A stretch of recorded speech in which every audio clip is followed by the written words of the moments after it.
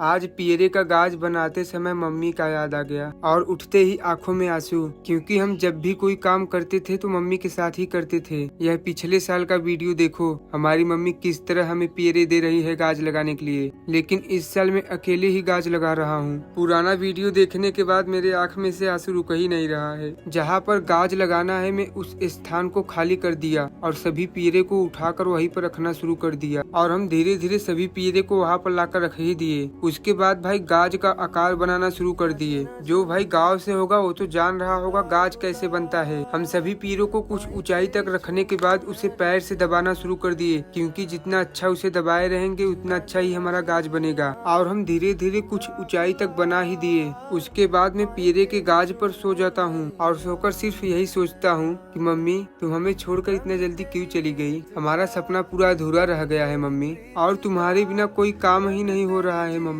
अचानक नींद खुलती है, फिर याद आ जाता है कि भी और गाज लगाना है। नीचे उतरकर मैं सभी पियरे को ऊपर फेंकना शुरू कर देता हूँ और पियरा को ऊपर फेंकते समय मम्मी की बहुत याद आई भाई।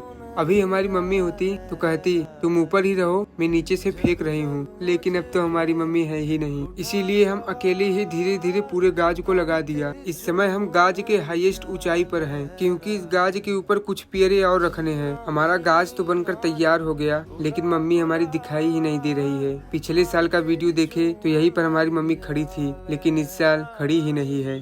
तुम्हारी याद दिन रात हमें सताती है। और भाई हम गाज को पूरी तरह तैयार करने के बाद सिर्फ यही सोच रहा हूँ कि मम्मी तुम तो हमें छोड़कर चली गई हो, लेकिन हम जानते हैं मम्मी तुम हम लोग को छोड़कर नहीं जा सकती, लेकिन भगवान ने हम लोगों का सुना ही नहीं। मम्मी तुम्हारी बहुत याद आ रही है।